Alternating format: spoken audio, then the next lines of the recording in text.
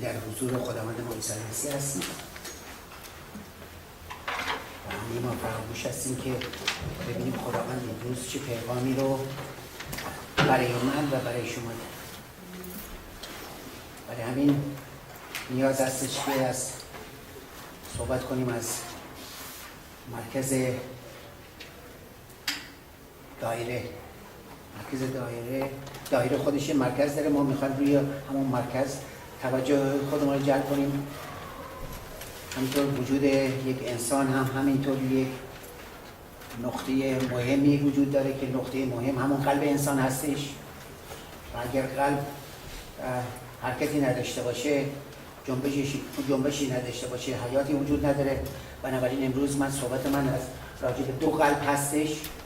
ولی قبل از اینکه راجع به دو قلب صحبت کنم، من تشخیص دادم که کلیسای محبت احتیاج به تعمید روح القدس داره و ما دعا میکنیم که تعمید روح القدس به هر صورتی هستش در کلیسای محبت انجام بشه. تعمید روح القدس یه چیز درونی است. من به هیچ وجه نمیتونم به صحبت کنم اگه دلیل این که کلیسا یه مقدار نشیب فرازش زیاده یا حرکتش پایین بالاست، به طور اصطلاح بگیم یویویی هستش، فقط به خاطر اینکه باید روح القدس اون انسان رو ملزم کنه. در واقع روح القدس باید وارد قلب ایماندار بشه و یک حرکت درونی عظیمی انجام بده. اون حرکت درونی عظیم باعث میشه که خودش یه دگرگونه درونی به وجود بیاد. من ایمان دارم که همینطور ایمان دارم که یک مسیحی همینطور خودش به هر صورتی نمیگه من مسیحی شدم جز اینکه خود مسیح وارد زندگی شده. و وقتی که یک انسان یک فرزند، یک بنده خدا وقتی به مسیح ایمان میاره فرزند خدا میشه، پس بنابراین خود مسیح وارد زندگی شده و وقتی او مسیح وارد زندگیش میشه، مسیح هم خودش میگه شما مرا بر نگزیدید بلکه من شما را برگزیدم، یوحنا 15:16. ولی مسئله مهم اینه که وقتی که او مسیح ما را انتخاب میکنه و ما همه ایماندارا همه دریافت میکنن روح القدس رو، برو برگرد نداره، دریافت میکنن. بچه وقتی در رحم مادر هست اکسیژن از طریق مادر داره به بچه میرسه، ولی به محضی که به دنیا میاد اکسیژن مستقیم وارد ریش میشه. نمیتونه بگیم نه، کاملا مشخصه اکسیژن از بیرون داره وارد ریه بچه میشه. درسته یا نه؟ به محضی که به مسیح ایمان میاری روح القدس وارد وجود اون شخص میشه. مشروط داره که ایماندار از طریق قلب مسیح رو بپذیره، نه اینکه به خاطر مقاصد شخصی خودش. بنابراین روح القدس، دریافت روح القدس وجود رو همون در وهله اول وجود میاد، ولی این کافی نیست، چون تازه برنامه شیطان شروع میشه از اونجا به بعد. از اونجا به بعد دیگه شیطان نقشه‌های عظیم خودشو میریزه. چرا؟ میگه و از بنده خدا وارد فرزند خدا شدی، حالا ببین اینقدر تو رو من بپیچم که تو مسیحی باشی، ولی مسیحی پیچیده باشی، مسیحی باشی که دور بر خودت باشی. چرا؟ برای اینکه تعمید نشد. همه ایمانداران احتیاج به تعمید روح القدس دارن. همه احتیاج به تعمید روح القدس دارن. چون تعمید روح القدس نیست، کلیساها میبینی یه مقدار در اتحاد یکدیگه قرار نگرفتن. چون تعمید روح القدس نیست، کلیسا از نظر مالی ضعیف هستن، از هر لحاظ ضعیفن و شیطان هم کارش این روزهای آخر همینه، جدایی به وجود بیاره، سردرگمی به وجود بیاره، یأس و ناامیدی به وجود بیاره. این کار شیطانه. ولی یک ایماندار به عیسی مسیح به هیچ وجه وقتی که به تعمید روح القدس میشه، به اون طوفانی که شیطان به هر صورتی میاره اصلا اهمیت نمیده، اصلا اهمیت نمیده، چون تعمید شده. تعمید یعنی متحد شدن در مرگ و قیام عیسی مسیح. تعمید شدن یعنی قوطه‌ور شدن. من قند و وقتی تو دستم گرفتم گذاشتم روی آب میذارم، توی دارم چای می نوشم، این قند تو دست منه، هنوز تامین نشد.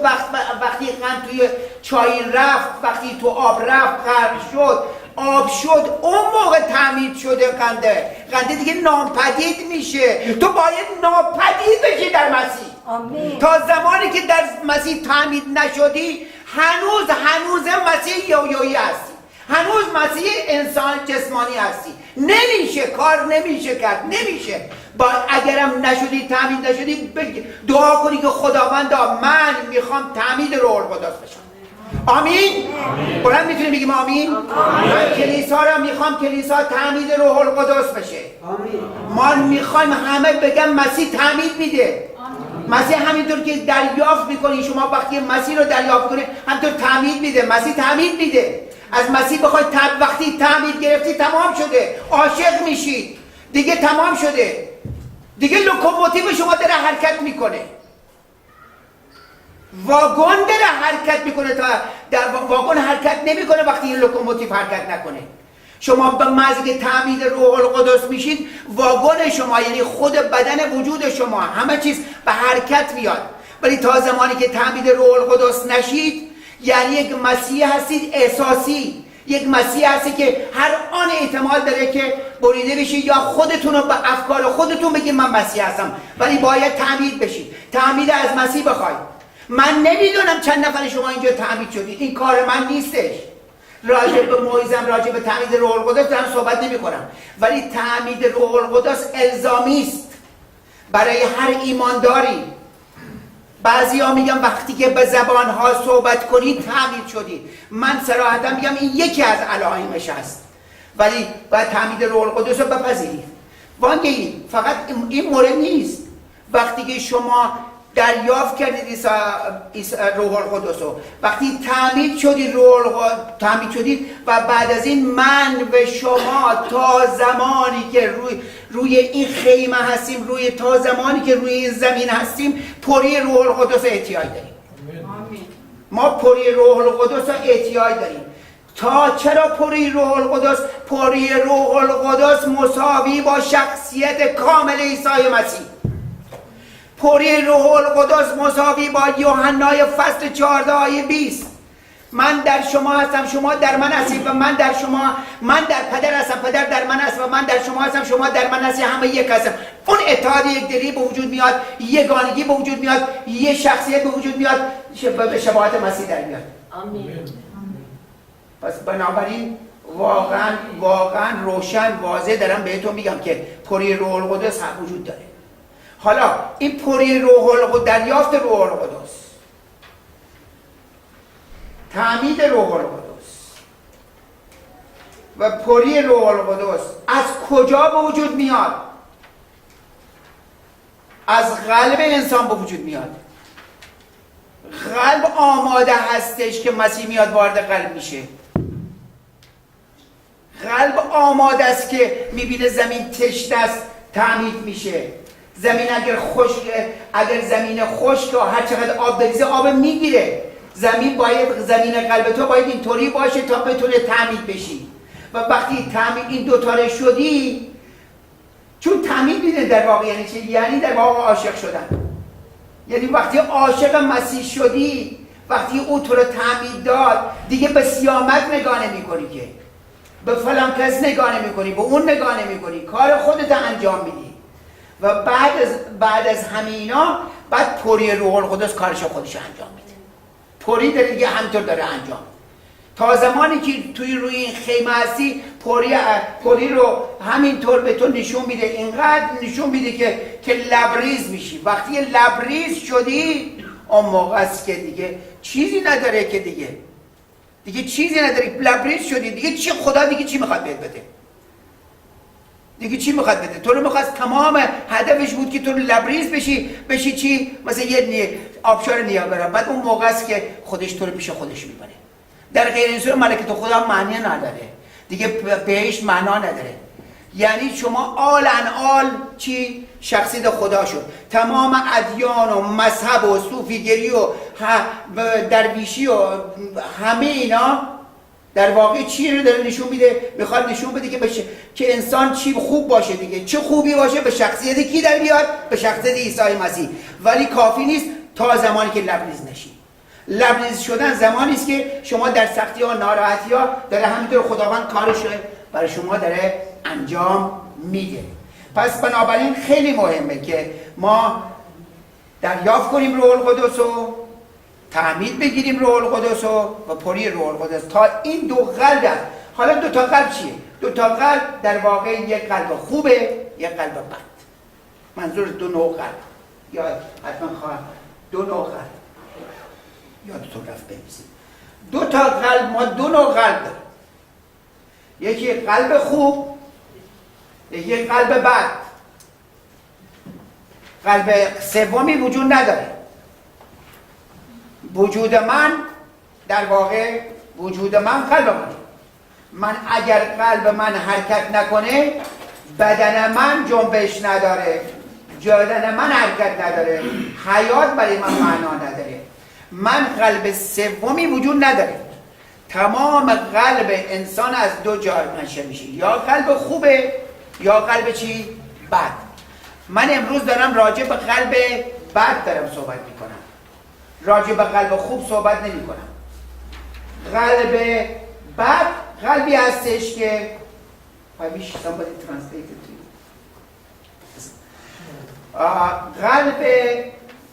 قلب خوب قلبی هستش که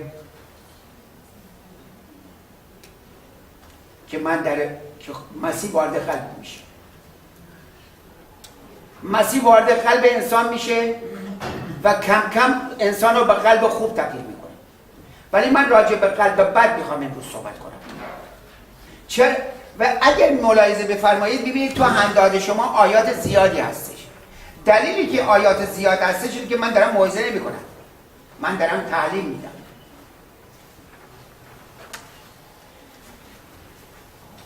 اولین موردی دارم صحبت میکنم طبیعت دلی که از خدا دور است.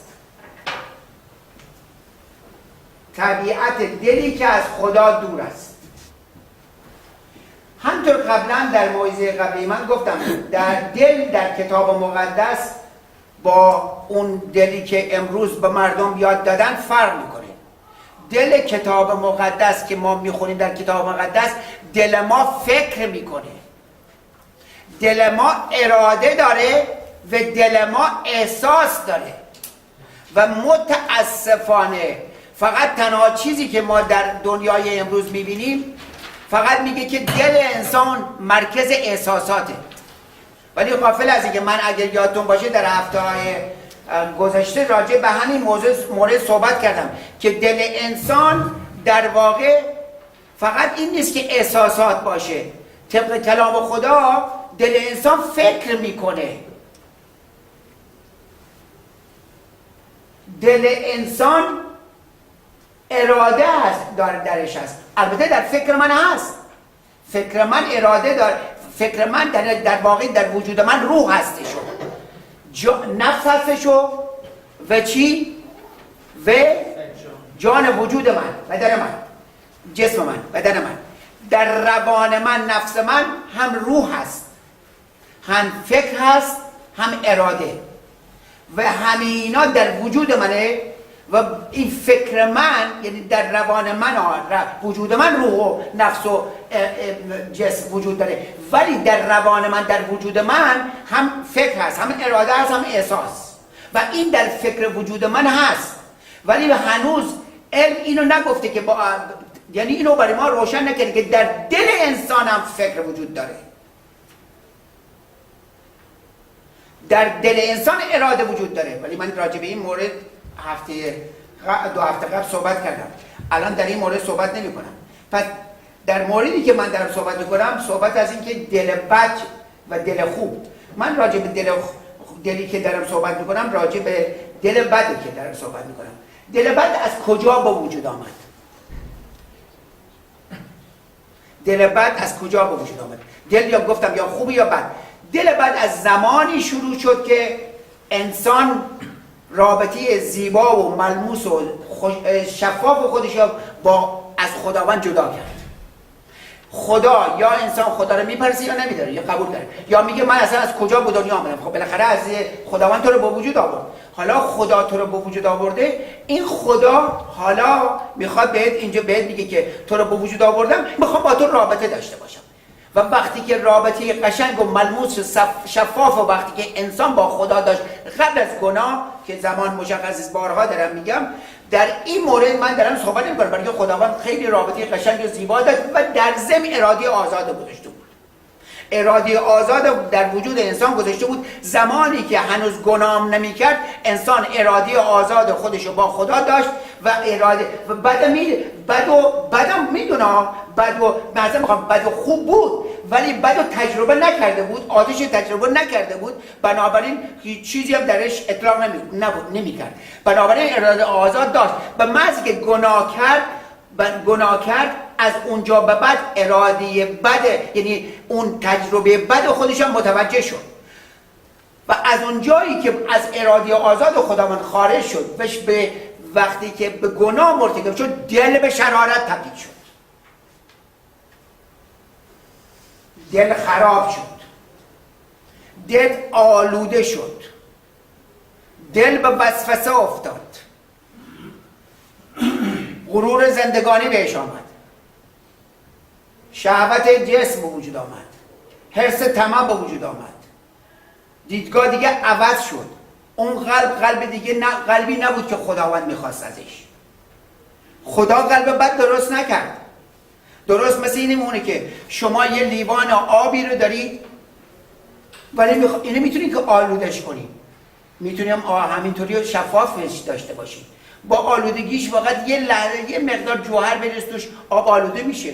خب اراده خودته، میتونی آب آلوده کنی، اگرم میخوای آب آلوده نمیکنی. حالا اگه نوشیدنی هم باشه، تو این آب نوشیدنی رو مینوشی، ولی اگر به یه چیزی بریز توش دیگه نمینوشی. این اراده انسان با اراده آزاد خودش خراب کرد. آبو تبدیل کرد به چی؟ یعنی وجود خودش به ناپاکی تبدیل کرد.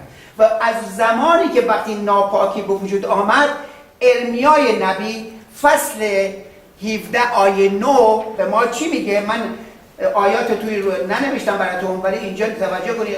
نوشته دل از همه چیز فریبنده تر است. توجه کردید؟ پس دل انسان، دل از همه چیز فریبنده تر و بسیار مریض است، کیست آن را بداند. ارمیای نبی سالها قبل، من حتی که دارم صحبت میکنم، ببین چگونه صحبتی که سالها قبل خداوند داره میگه و اونو داره چطوری به ما الان داره به ما میگه، که به انسان ها داره میگه بابا شما هر کاری که داره انجام میدید، درست افکار وجود شما هست، ولی وقتی دل خودت با افکار خودت مساوی نگاه بکنی، اون موقع بازده خوبی خواهد داشت، اون موقع میتونه حرکت خوبی داشته باشه. در غیر این صورت احساس تو، نفس تو داره جلوتر میره، حرکت میکنه.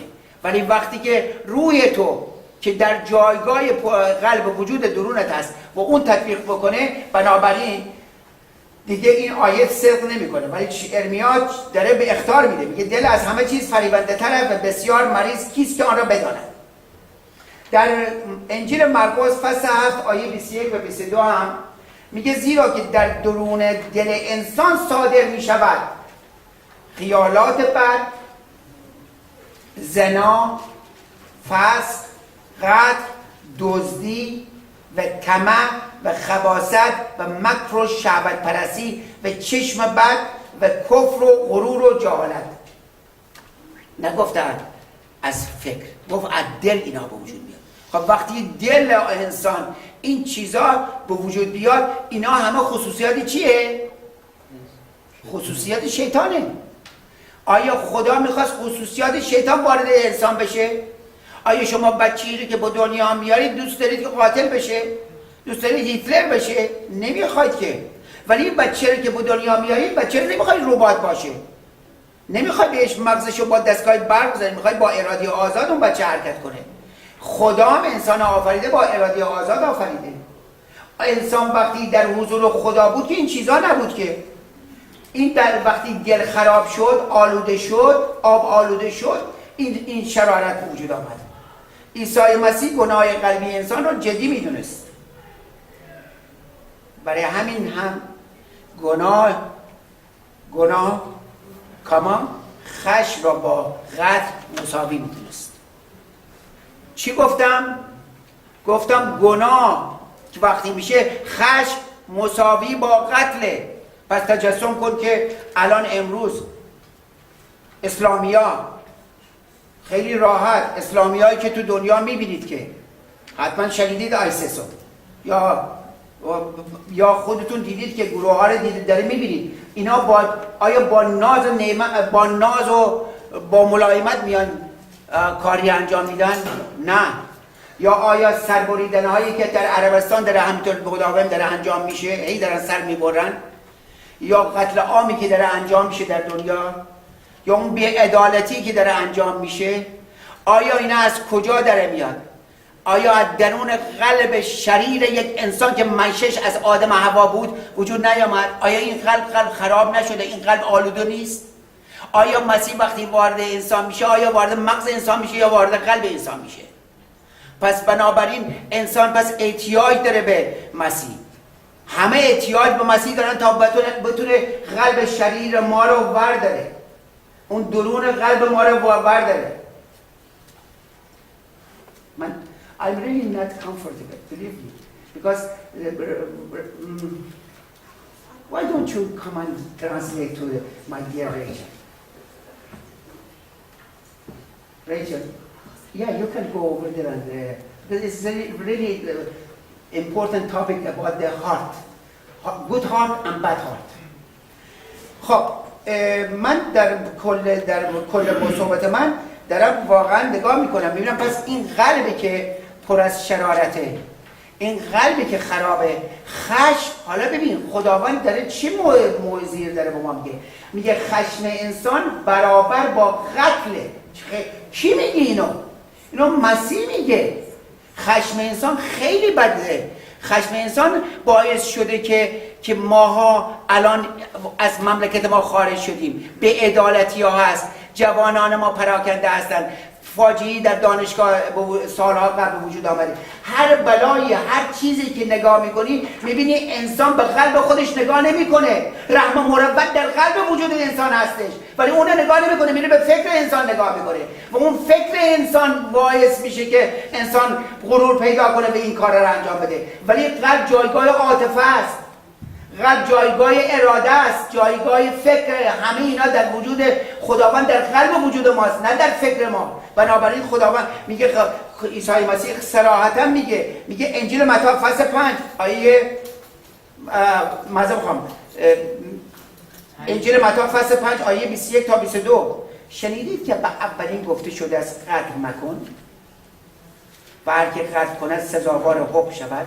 لکن من به شما میگویم هر که به برادر خودش بی سبب خشم گیرد مستوجب حکم باشد و هر که برادر خود را روا گوید توهین کنه مستوجب قصاص باشد و هر که احمق گوید مستحق آتش جهنم بود. من نمیدونم مردم امروز بهشت روی چه چیزی تداوی میکنن. من وقتی که ببینم همسایه بغل من و بچه من خشم میکنه بهش توهین میکنه، خب من اونو چه میدونم؟ اونو دشمن خودم هم میدونم. همسایه رو بچه معصومه داره توهین میکنه، داره میزنهش. آخه من نمیدونم بهشت اونا روی این مذهبی اون دنیا که اینقدر در درونشون خشم هست، بهشت روی چه موردی دارن نگاه میکنن؟ روی چه دیدگاهی نگاه میکنن؟ آیا از دیدگاه پدری نباید نگاه کنن؟ پدر مگه فرزند خودشو نمیبخشه؟ مگر ما وقتی به بچه های ما اشتباه کنن ما با اشتباهی بچه هامون رو نمیبخشیم؟ و چرا جامعه اینقدر خشنه؟ چرا دستگاه ما اینقدر خشنه؟ مگر چرا اینقدر سردمدارای ما خشن هستن؟ چطوری میای وارد خونه میشی یه دیدگاهی داری، وقتی میری بیرون یه دیدگاهی دیگه داری؟ ما چهره‌های مختلفی رو در انسان ها میبینیم. چرا چهره‌های مختلف؟ به خاطر که به قلب خودشون رجوع نمیکنن، بلکه این افکار غروری که وارد از ابتدا شرارت وارد قلب انسان شده به اون نگاه میکنه که دنیای ما خراب. ولی انسان اینطوری ساخته نشد. انسان مقام دوم است بعد از خداوند، پس خیلی مهم هستش. پس خشم انسان رو به احمق به چی تبدیل میکنه؟ به قتل. حالا چرا؟ حالا دلیل من اینو از خدا پرسیدم، آخه چرا من به یکی بگم احمق تبدیل به قتل میشه؟ میدونی برای چی؟ برای که تو فرعون نیستی. تو اگر یک پادشاه بودی یا قدرتمند بودی، یکی از کنیزانت یک کار بدی میکردن، وقتی که خشم به وجود میآمد سرش باید بریده میشد. نیست؟ عهد قدیم خوندید؟ کتاب عهد قدیم بخونید، پادشاهان وقتی خشم میکردن، ببین خشمشون به کجا میکشید؟ سربریدن و جسد کشتن و اون فرد. پس بنابراین من اگر الان اختیاری ندارم به یکی میگم احمق، مطمئن باش که بعد این احمق تبدیل میشه به چی؟ به قتل میشه. چرا؟ برای از اقتدار من الان هیچ استفاده، ولی از موقعی که مسیح داره نگاه میکنه با اون اول آخر داره نگاه میکنه، میگه اینقدر خشم بده که به تبدیل میشه. همینطور نگاه میکنه بگه انگیزه عمل برای مسیحیت مهمه، نه نفس عمل. شریعت نفس عمله، ادیان نفس عمله، مسیحیت انگیزه عمله، درونگرایی است نه بیرونگرایی. برای نمونه مثلا عیسی مسیح گناه شهوت را همانند زنا میدونست. این یکی دیگه.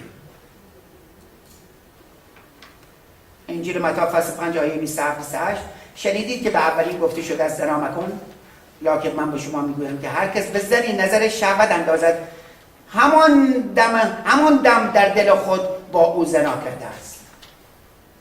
تمام شد. حالا بگو هر چقدر تو بخوای برید این کارهای بد بگو، میگه بابا با چش خودت تو میتونی داره که زنا میکنی، انگیزه عمل. بس مسیح داره، مسیحیت خیلی سخته، باقیش خیلی سخته. ای کاش ما یه دلا سوار دلایی میکردیم، مثلا 17 بار دلا میشدیم و از این برم میامدیم مساجد درستی میکردیم و کمک میکردیم. ولی وقتی دل تو کثیف باشه، لجن باشه، چطوری میتونی؟ وجود تو تاریکه، تو باید وجودت روشن کنی. پس انگیزه مهمه. مسیح دنبال انگیزه میگرده نه دنبال نفس عمل. بنابراین زنا از دیدگاه ما به همین صورته. چرا؟ برای که خود در خود خروج فصل 20 آیه 14 کلایه که از توبتش میگه زنا مکن، ولی زنا رو اونجا داره در مسیح کاملا واضح و روشن کرده. چیزی که من باید برای شما صحبت کنم که خیلی مهمه اینه که خدا اول آخر انسان میبینه. تمام اول آخر انسان از روزی که به دنیا میاد تا آخر میدونه.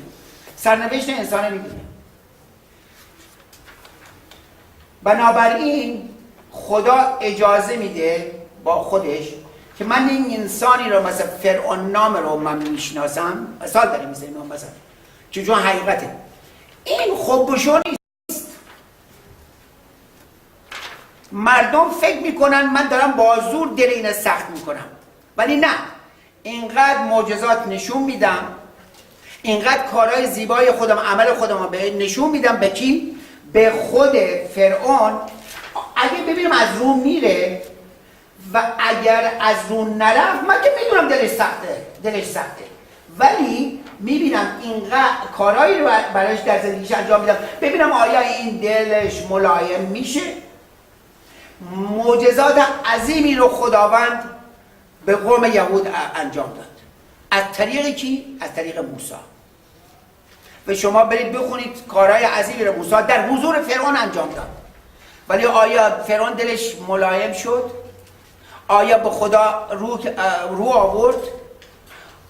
نیاوردش. بنابراین خدایی که اول آخر ما رو میدونه، دل فرعون رو سخت کرد. منظور یعنی چه؟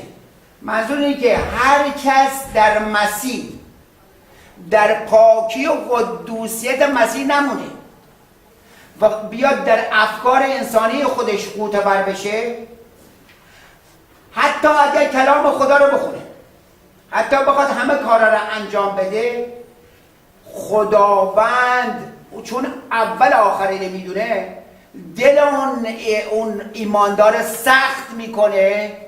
که چرا سخت میکنه؟ برای که میدونه از اول تا آخر میدونه که داره بازی در میاره، یعنی میدونه کاری انجام نمیده، بنابراین دلو سخت میکنه. چرا؟ برای که تا آخر میدونه. من قبلا زیر سوال قرار دادم خدا رو، گفتم خداوند چرا؟ گفت آخه من اول آخر میدونم، تو نمیتونی به من بگی که چرا بچه معصوم میمیره و تصادف به وجود میاد، چرا جوانان میمیرن پیرا زنده میمونن، چرا اینقدر بی‌عدالتی وجود داره، چرا اینقدر گرسنگی و بدبختی؟ تو آمدی چی کار کردی؟ تو بس خدا نیستی مگه؟ خدا گفت من انسان با اراده آزاد آفریدم.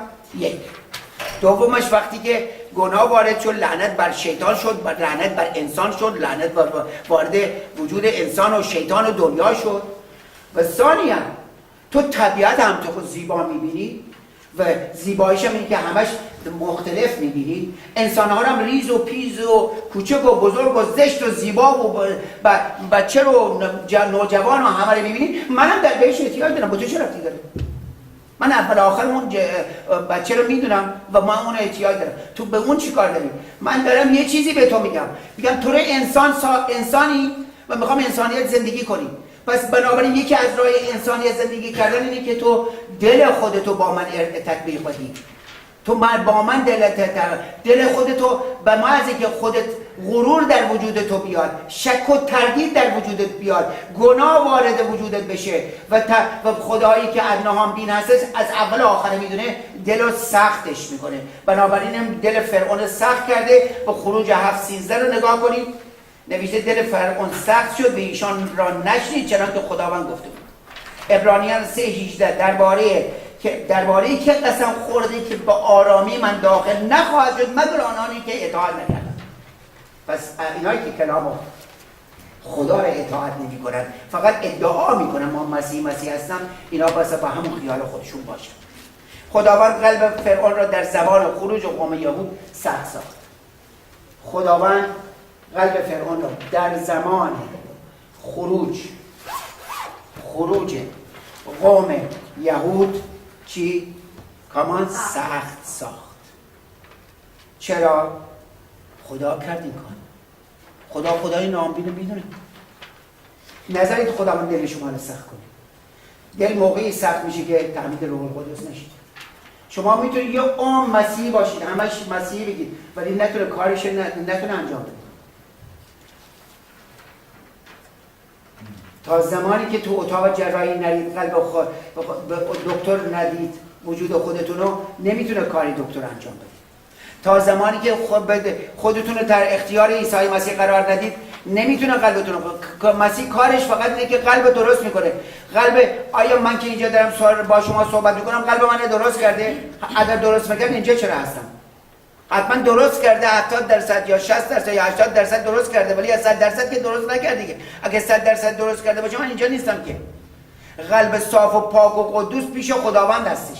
پس بدونید که ما رو داره درست میکنه. پس بهتره ما بدونیم که دل به فریبنده تر از هر چیز دیگری. پس من باید این دل منو ببرم روی صلیب. این دل من خیلی چیزا میخواد، ولی آیا بر حسب اراده خداونده؟ آیا از غرور من نیست؟ از فکر من نیست؟ هر چقدر باشه، قدوس باش، پاک باش، هر چی باشه، ولی از باید خود دل ببری پیش خداوند. من دل فرعون را سخت میکنم. خدا میگه در کجا؟ در خروج 7:3 با آیات و علامات خود را در زمین مصر بسیار میسازم. خروج 7:22 تا 23 و جادوگران مصر. من نمیدونم چند نفر اینجا جادوگری میکنید. جدا میگم، میخوام ببینم دستتون رو بالا کنید که کیا دارن اینجا جادوگری میکنن. کسانی که کیا هستن جادوگری میکنن، کسانی کیا هستن که فال میگیرن. بله فال میگیرن، یا نه کیا هستن؟ خدا رو شکر در میان ما کسی نیست. نکنید. مسیح صراحتا میگه نکنید، خیلی بده. یعنی میدونی چه یعنی کاملا روی خود باز گذاشتی و اجازه دادی که روی پنیر بیاد با وارد و اون انسان دیگه انسانی نمیشه. به همین سادگی باشه. شما ممکنه یه ذره دروغ بگی یا دوتا زیگزاگ کنی یا یه کارای اینا گناهایی هست که میشه هر آن بخشیده بشه، ولی دوتا گناه در دیگه دیگه بازش کنی میبینی نخود هست، لوبیا هست، سیب زمینی هست، گوجه هست، همه هست توش، ولی در بسته باشه نه. در باز کنی، زنا کنی، وارد میشه روی پدی. جادوگری کنی یا چی؟ فالگیری کنی یا از این کار باز روی پنیر وارد میشه. بنابراین نکنید این کارو. خروج 7 22 23 و جادوگران مصر و افسونه‌های خیش هم چنین کردند و دل فرعون سخت شد و به ایشان گوش نگرفت چنان که خداوند گفته بود. و فرعون برگشته و با خانه خود رفت و بر این نیز دل خود را متوجه نساخت. خروج 8 15 اما فرعون چون دید که آسایش پدید آمد دل خود را سخت کرد و به ایشان گوش نگرفت و چنان که خداوند گفته بود. باز خروج 8 32 اما در مرتبه نیز فرعون دل خود را سخت ساخت و قوم را رهایی نداد. ولی آیا قوم رهایی نگرفتن؟ چرا؟ تمام